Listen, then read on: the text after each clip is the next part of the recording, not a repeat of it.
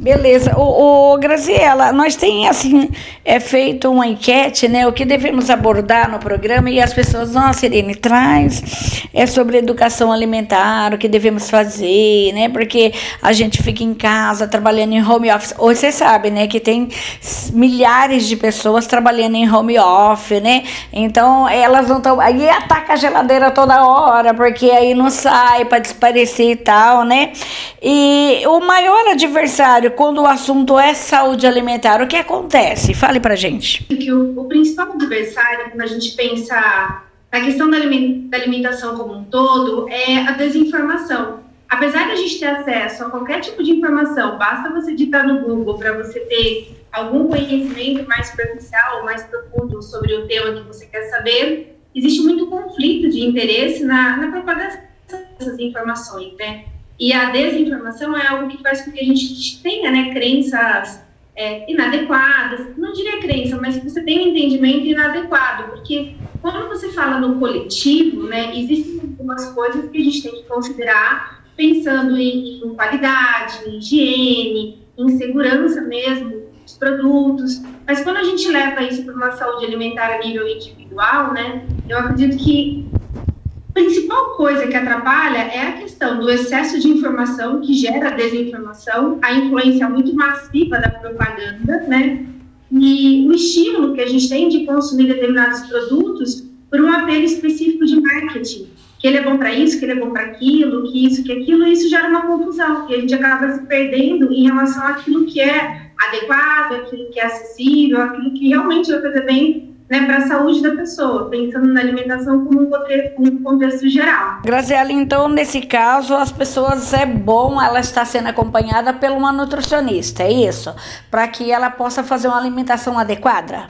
Sim, quando você é uma pessoa que não tem nenhuma queixa, você está bem, você mantém um peso estável, você é uma pessoa ativa, está tudo certo, muito provavelmente, como você aprendeu a fazer escolhas e entende a alimentação, é algo que funciona para você.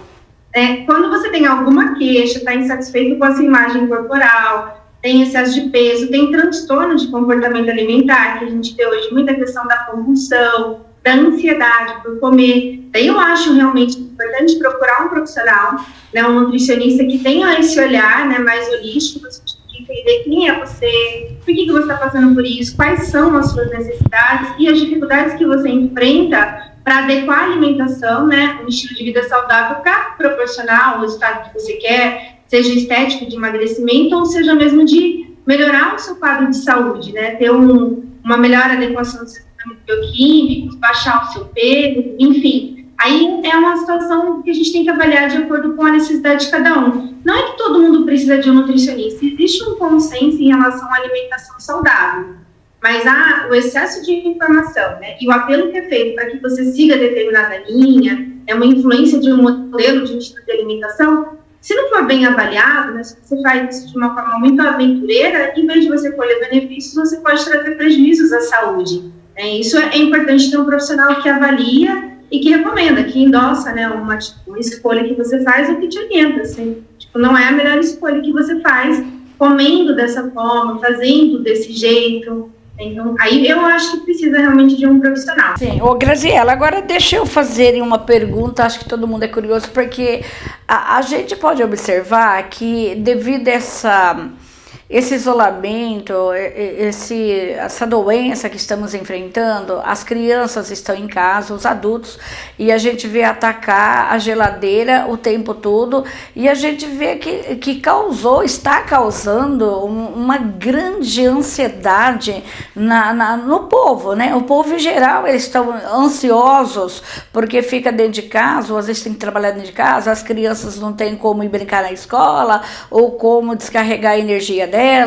Aí, nesse caso, ela precisa, além do profissional, que é a nutrição, ela precisa estar acompanhada também com, por exemplo, um psiquiatra, uma psicóloga, ou você acha que somente um nutricionista consegue fazer esse tratamento para uma boa alimentação e fazer uma reorganização na alimentação dessas pessoas? Eu acredito que depende do caso, né, do que está envolvido. A situação da pandemia e o isolamento afeta todo mundo, né, em maior ou em menor proporção. E realmente alterou a nossa rotina, alterou a forma como a gente lida com as coisas e aflorou muitas tendências naturais que nós temos, né? Essa questão do comportamento alimentar voltado para se eu não estou bem comigo, com a situação em que eu estou vivendo, eu me sinto ansioso, né? Porque eu não tenho capacidade de realizar, não estou numa situação favorável para que as coisas fluam como eu gosto, estou vivendo uma situação muito difícil. Vai exacerbar algumas características que você tem e a tendência dos desequilíbrios que você já tem. Então, assim, se vem para esse lado, eu acredito que a importância mesmo de ter um profissional auxiliando, um psicólogo, um psiquiatra ou um outro terapeuta que trabalha a questão emocional, energética da pessoa, vai ajudar, porque vai ser um trabalho multidisciplinar, né? Cada um atuando no seu nível de conhecimento para colaborar com todo o bem-estar e o equilíbrio da pessoa que procura. Mas eu vejo também, Irene, que tem essa questão de que a fome, né, que a gente sente, essa fome visceral, essa necessidade de comer para se manter vivo, para ter energia para realizar as coisas, ela é genuína. A gente sente fome em algum momento do dia, em momentos específicos da nossa vida, de acordo com a rotina que a gente tem e a necessidade que a gente tem de ter energia, né? Então, isso é um fator que varia, né? Algumas pessoas têm mais tendência a ter fome, outras têm uma tendência menor, uma capacidade de regular a saciedade e fome de forma mais eficiente. E existe uma outra coisa que a gente não considera muito, mas é essa questão do desejo, né? O desejo e a fome são a essência do que nos leva a escolher um alimento em detrimento de outro. Então, assim, se eu estou no momento em que eu estou muito entediado, não vejo possibilidade de melhora, passo por dificuldades emocionais, profissionais, financeiras, eu busco algo que realize esse desejo que eu estou sentindo reprimido de falta de felicidade, né, de angústias. E a gente tem toda uma memória relacionada ao alimento, né? Principalmente as pessoas que são mais maduras, né? Tem uma história de vida, tem momentos que você come coisas que te dão prazer. A gente começa a fazer algumas associações em relação às escolhas, buscando alimentos que trazem conforto, que acolhem, que dão aquela sensação de que vai ficar tudo bem, né? Que aumenta o nível de determinada substância no seu corpo, que te traz uma sensação de bem-estar, né? Nem sempre essa escolha é uma escolha consciente. Geralmente ela é uma escolha inconsciente. Você não analisou, você não avaliou se vale a pena, a quantidade, o momento, se é adequado, se não é. Você simplesmente age por um impulso, ou por uma influência, ou por hábito de comer determinadas coisas. Então, se você tem uma tendência a gostar de comer doces, por exemplo, e você deixa a sua geladeira recheada de guloseimas, e você está entediado dentro de casa, está estressado, está preocupado, a tendência natural é que você coma. Tem pessoas que não vão buscar esses alimentos, que provavelmente vão ficar sem comer em determinadas situações, e outras que vão buscar. Então, pensando assim, que não tem muito o que fazer em relação a essa realidade, a não ser buscar autoconhecimento, se lapidar, ver qual a melhor forma de lidar com as questões que você tem, né, buscar ajuda nesse sentido, mas pensando no que você pode ter acesso para comer dentro da sua casa e que você tem tendências a se alimentar, procurar fazer escolhas melhores. Então, revisar o que você tem dentro de casa, por que você come determinadas coisas, buscar alternativas que tenham uma composição nutricional melhor, que tenham mais qualidade, evitar ter quantidade excessiva, porque se você se permite a comer um doce, vamos supor que você tenha vontade de tomar sorvete, você tem lá um pote de 2 litros de sorvete para comer em uma pessoa, você vai comer aquilo até acabar. Se você tiver um potinho pequeno ou um picolé, por exemplo, é uma quantidade limitada, você realiza a vontade de comer algo que você deseja, né? Até você entender o mecanismo que desencadeia isso e procurar trabalhar a raiz, ao mesmo tempo que você controla em relação à quantidade que você está comendo. E nesse sentido, um gerenciamento melhor do peso, tem uma questão de ter uma resposta inflamatória no organismo diferenciado, que a gente pode ter excessos que causam muito prejuízo, né? Não só do ganho de peso, mas em relação à saúde mesmo. A pessoa acaba ficando doente, porque ela está comendo demais, está comendo muito de forma equivocada. A dica então, doutora, Graziela, né? Eu tô falando doutora, eu não sei se é doutora ainda, né? Porque tem tantos doutores da nutrição, né? Deixa eu falar para você, a dica então, coloca só água na geladeira, água é mais saudável, deixa só água, pronto, né? Resolve a situação, né? Graziela, já que a gente, eu, por exemplo, sou eu sou fissurada no doce, veja, né? Aí eu faço uma gravação, eu corro lá, abro a geladeira, quero comer um doce, um chocolate, um arroz doce, uma canjica. Ainda mais nessa época de festa junina, né, gente? A gente quer comer bolo de fubá, papapá. Então, a dica, doutora, tô brincando, mas é ficar com a geladeira vazia mesmo, pelo amor de Deus, gente, não coloca nada na geladeira. É o Graziela. Não, mas dê uma dica corretamente de como a pessoa fazer, que nem você falou, viu? Se você vai comer o doce demais, então não põe ele na geladeira, porque você vai comer ele todo. Se você põe um pote de 5 litros de sorvete na geladeira, você vai tomar o sorvete todo, né? Na verdade, qual é essa dica sobre essa questão, então? Coloca água? Sim, claro, você precisa tomar água, né? Se você tomar pelo menos 1,5 litro de água por dia, né? Você vai ter menos vontade de comer, inclusive, porque boa parte da fome que a gente sente, muitas vezes, é um estado de desidratação leve. Então, tomando mais água, com certeza, você vai ter muito fome, né? Mas não é Brincadeira à parte, né, Graziela? Mas a realidade, né?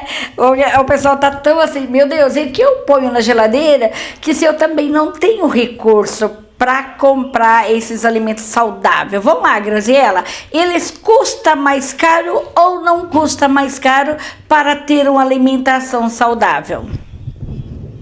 Então, para você ter uma alimentação saudável, não precisa investir mais dinheiro do que você costuma investir. É importante que você avalie quais são as suas escolhas, o que você costuma comprar. E dentre esses alimentos, se você identifica que muito do que você consome são produtos ultraprocessados, é coisa de caixinha, embaladinho, e quando você olha lá a listinha de ingredientes na tabelinha de trás do alimento, tem lá 5, 6, 7, 8 itens, e dentre eles vários que você nem reconhece como alimento, você está fazendo um consumo, muitas vezes excessivo, de alimentos que têm um potencial de intoxicar o seu corpo. Então, eu preciso reduzir o consumo desses alimentos. Então, bolacha, biscoito, pães artificiais, que são esses pães prontos, suco de caixinha, refrigerante, doces, de modo geral, desses embalados. Tudo que você conseguir trabalhar mais com alimento natural e processado, quando eu digo processado, é um enlatado que está numa conserva, é uma receita que você fez, tipo, uma geleia, um purê, um patê, que você compra alguma coisa que está previamente preparada, mas é um alimento mais fresco ou congelado, que não tem esse artifício de durar meses, né, fora de uma geladeira, porque tem uma quantidade muito grande de conservantes. Então, quando você faz uma higiene na sua alimentação, você olha para o que você costuma comprar e se propõe a fazer uma redução do consumo desses alimentos, essa diferença no seu investimento do orçamento da alimentação, você pode aplicar comprando alimentos que você às vezes não tem o hábito de comer porque você acha caro. E trabalhar receitas que vão favorecer a adesão a esse tipo de alimentação. Então, se você tem por hábito comer muito dessas coisas que você compra nessas gôndolas de mercado, que é tudo empacotado, e você reduz, sei lá, 30%, 40%, 50% da compra dessas coisas, você vai ter que substituir por outros alimentos. Aí você aumenta o consumo de frutas, de legumes, de verduras, faz receitas com esses alimentos. Então, por exemplo, em vez de você ter um pacote de bolacha, um pacote de torrada, dá um exemplo, para comer com manteiga, ou com requeijão, ou com geleia. Você tem lá farinha, você tem ovo, você tem óleo, e você pode fazer uma torta de legumes, uma torta de escarola. E aí você come realmente um alimento. Tapioca também? Tapioca é bom também? Uma tapioca? Na verdade, sim, eu não acredito muito que existem alimentos vilão, assim, tipo, isso aqui é bom, isso aqui é muito ruim. Tem algumas coisas que não são tão indicadas especificamente. Por exemplo, se você tira o pão e come só tapioca, na verdade, você está trocando 6 por meia dúzia. Mas se você coloca na tapioca, né, uma receita que incorpora mais coisas, faz com ovo, coloca, de repente, uma cenoura, um tomate, você está enriquecendo, né, com mais alimentos, aumentando o valor nutricional, aumentando a capacidade de saciedade. Quando a gente pensa, né, no gerenciamento de peso, em fazer escolhas, em dar alimentação, o processo tem que ser gradativo, tem que fazer pequenos ajustes, eu consiga ter consistência para manter isso ao longo do tempo e ver resultado ao final de um período, né, de um processo. Se você é muito imediatista, você quer emagrecer, você está fazendo tudo de um jeito muito equivocado, você tem uma atitude muito radical, o que acontece com o tempo? Você acaba desistindo. Se você não atingir o seu objetivo, você desiste no meio do caminho, a partir do momento que você atinge o objetivo, você muda de ideia e volta a fazer o que você fazia e recupera uma parte ou totalmente de peso que você eliminou, desenvolve problemas de saúde que você já tinha melhorado. Então, essa mudança de comportamento, de consciência, é tão mais importante quanto realmente esse ajuste na alimentação que você vai fazendo, do que você tem que comprar. Eu não vejo uma alimentação saudável como algo caro, desde que a pessoa pare para analisar o que ela faz, o que ela está disposta a mudar, e com essa diferença investir em coisas que sejam mais saudáveis. Tipo, comer com 30% do seu orçamento que você não gastou em porcaria, você investir em frutas que dificilmente você compra porque você acha caro. E aí você pode, por exemplo, comer uma pitaia, comer uma temoia. São frutas de época, são frutas que geralmente são mais caras no mercado, mas você pode se presentear com algo assim. Em vez de você abrir essa geladeira, né? Pegar lá um pedaço de pudim. Todo dia, porque tem uma travessa de pudim, vai durar 3, 4 dias, de repente. Você tem uma pitaia, você tem uma temoia, você tem uma coisa diferente para experimentar. E é um alimento mais saudável. Você está fazendo uma troca. Você está se permitindo uma nova experiência de sabor, né, uma nova experiência de testar uma textura. São alimentos de natureza doce, então isso favorece muito para quem tem tendência a gostar muito, né, a ser mais compulsivo com o açúcar. São coisas que um profissional, quando ele entende e quando ele consegue analisar realmente as dificuldades que a pessoa tem, vai fazer uma orientação muito coerente que não tem dificuldade em colocar em prática. Apenas tem que se permitir, se programar para fazer aquilo que foi proposto. Bacana, você viu? Então é mito, né, gente? Falar que comer saudável, né, fazer uma alimentação saudável é mais cara é mentira, é mito isso. Então não é mito, é só você seguir aí as instruções certinhas, né, que você vê que não é mito. Agora eu vou fazer uma pergunta pra você, Graziela, é por isso que você é bonita, assim, esbelta, magrinha, é isso?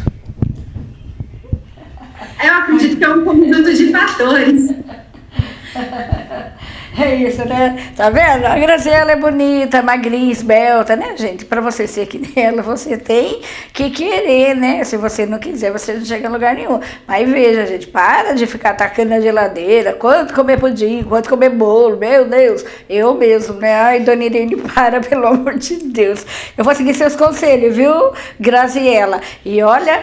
Vamos deixar uma dica excelente para vocês agora, né? De todas as informações necessárias, juntamente com um conjunto de pessoas te assistindo, para que você possa aí ter um corpo mais esbelto, uma saúde melhor, porque a gente não pensa só no corpo, mas também pensa na saúde, que é muito importante hoje, né, Graziela? É por isso que você é bonita, assim, esbelta, magrinha, é isso? Eu acredito que é um conjunto de fatores. É isso, né? Tá vendo? A Graziela é bonita, magrinha, esbelta, né, gente? Pra você ser que nem ela, você tem que querer, né? Se você não quiser, você não chega em lugar nenhum. Mas veja, gente, para de ficar atacando na geladeira. Quanto comer pudim, quanto comer bolo, meu Deus. Eu mesmo, né? Ai, dona Irene, para, pelo amor de Deus. Eu vou seguir seus conselhos, viu, Graziela? E olha... Vamos deixar uma dica excelente para vocês agora, né? De todas as informações necessárias, juntamente com um conjunto de pessoas te assistindo, para que você possa aí ter um corpo mais esbelto, uma saúde melhor, porque a gente não pensa só no corpo, mas também pensa na saúde, que é muito importante hoje, né, Graziela? Deixa dicas para o povo da região para mim, Graziela.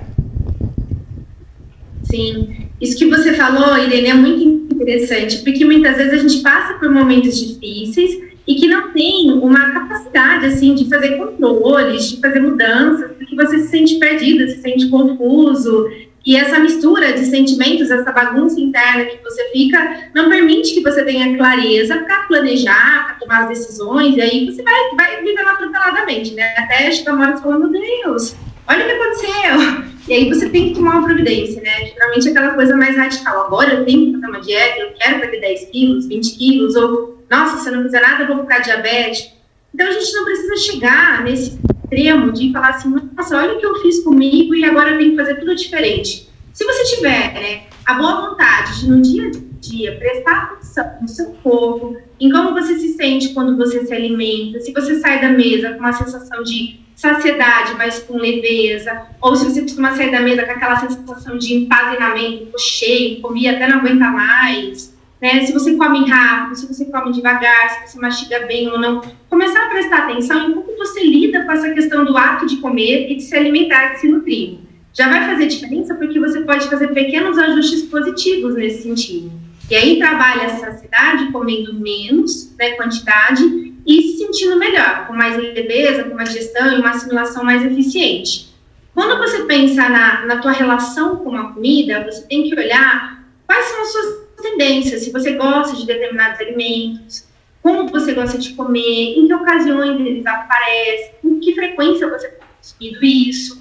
Quando você começa a prestar atenção e percebe que você tem uma dieta muito monótona, come sempre a mesma coisa, não questiona se é legal, se não é, se você realmente gosta. Se você percebe que você só come o que você gosta e que a maior parte das coisas que você gosta de comer já são alimentos que são considerados não muito saudáveis, você tem que rever por que você está fazendo isso com você. Tipo, por que tudo que eu tenho que comer tem que ser só prazeroso? Eu não consigo comer coisas que eu sei que são saudáveis e aprender a gostar delas também? Então, é muito importante que as pessoas tenham em mente que elas têm que fazer uma autoavaliação em relação à comida. O que você escolhe? De onde vem essa ideia de você comer? É um hábito? Você aprendeu com alguém? Você come isso por conveniência? Quando você reflete sobre o contexto da tua alimentação, você começa a ter clareza para tomar pequenas decisões. Tanto de procurar um profissional, quanto de fazer uma escolha melhor, reduzir uma quantidade, diminuir a frequência, aumentar a frequência de determinados alimentos. Isso uma pessoa comum tem autonomia para fazer. Não é algo que é impossível ou que é difícil de ser feito. Agora, com relação à proporção de comida no prato, frequência de quantas vezes você come ao longo do dia, isso é bem pessoal. Mas eu imagino assim, se seu objetivo é reduzir peso, né? Você está com um acúmulo de gordura, você ganhou peso por conta da pandemia, está muito excessivo, não adianta você parar de comer de uma hora para outra. O ideal é que você vá reduzindo as porções. Então, coloque um pouco menos de comida no prato. Olha a proporção. Se eu costumo comer muito arroz, feijão e mistura e não como quase nada de vegetais, então eu vou inverter um pouco. Vou colocar metade do meu prato de vegetais, vou incluir uma salada, vou reduzir um pouquinho o arroz, o feijão, a carne. Não vou deixar de comer, mas eu vou mexer na proporção e na quantidade. Né? Tem gente que é muito radical, né? Come tudo de qualquer jeito e de repente não come mais nada. Passa a comer só salada e grelhado e perde muito peso, perde vitalidade, às vezes fica até com algumas outras coisas que trazem algum prejuízo momentâneo, tipo queda de cabelo, perda da vitalidade, mas elas conseguem perder peso, porque elas fizeram uma restrição muito grande. Não é um processo interessante a longo prazo. Se você tem que perder pouco peso, isso pode ser pontualmente efetivo. Se você tem que perder 10, 15 ou 20 quilos, é um processo que você vai fazer por algum tempo. Então, não dá para você sustentar essa situação por muito tempo. Você vai ter que reintroduzir os alimentos. É mais interessante que você comece devagar, reduzindo, trocando a proporção, observando se você realmente tem fome ou se você tem vontade de comer. É bem interessante prestar atenção nisso. Você está com fome? Quais são os sinais de fome? Barriga ronca? Você está pensando em comer? Você percebeu uma queda na tua produtividade, no seu nível de energia? Talvez você tenha que se alimentar. Então, o que eu vou comer agora se eu preciso de energia? Eu quero comer um doce porque eu gosto de doce. Eu até quero comer um doce, mas eu acho mais interessante eu comer uma fruta. Então, eu começo comendo uma fruta e ainda se sobrar um apetite, uma vontade de comer, eu vou lá e como um pedaço menor do doce. Desse jeito, eu estou fazendo uma redução de 30%, 40%, 50% do volume que eu comeria daquele doce. E aí eu estou reduzindo o aporte energético, mexendo no balanceamento da minha alimentação. Isso faz diferença com o tempo, né? E eu acho que para fechar essa dica de ideias, né, a gente tem que prestar atenção no nosso corpo e como a gente reage aos estímulos. Se você vem fazendo estímulos e você tem tido respostas negativas, dor de cabeça, estômago ruim, intestino ruim, libido ruim, falta de disposição, não durmo bem, não estou satisfeito, estou todo descontente, tem que parar e reavaliar e começar a prestar atenção. Se são coisas muito pontuais, você começa a observar e faz as pequenas mudanças e vê se traz resultado positivo. Então é muito mais fácil de sustentar e de fazer isso a longo prazo, de fazer isso se tornar realmente um hábito que é saudável e não na persistência de um hábito que você adquiriu e que é nocivo para você. Então, eu acho que o autocuidado, né, essa questão de olhar para o seu hábito, para as suas necessidades, de como você se relaciona com a alimentação, é o ponto mais importante para fazer as transformações que uma pessoa precisa ou deseja. Ok, agora essa pessoa, ela consegue fazer uma educação alimentar correta, Graziela, assim, ela quer perder peso e esse conjunto, juntamente com o exercício, ela consegue emagrecer bem também, né, para ajudar na saúde dela. Ela consegue emagrecer bastante aí, dependendo dela, né, que acha que ela vai ter que emagrecer só com remédio, né? Sim, cada caso é um caso. Nós somos muitos e somos únicos, né? Cada ser humano é único na sua individualidade, no conjunto que ele é. Então, isso tem que ser olhado com muito carinho, né? Eu posso fazer exercício, eu posso me alimentar melhor, mas se emocionalmente eu estou muito abalado, muito descompensado, nem sempre eu vou ter os resultados satisfatórios que eu desejo, né? Então, a gente tem que olhar nos vários níveis, né, nos vários aspectos que nós somos, né? Não é só na parte do físico, da estética, nem só na parte biológica, fisiológica, dos seus exames, da tua composição corporal, né, do teu cabelo bonito, pele bonita, mas também é no nível emocional, nesse nível mental, no nível psicológico que a gente se encontra.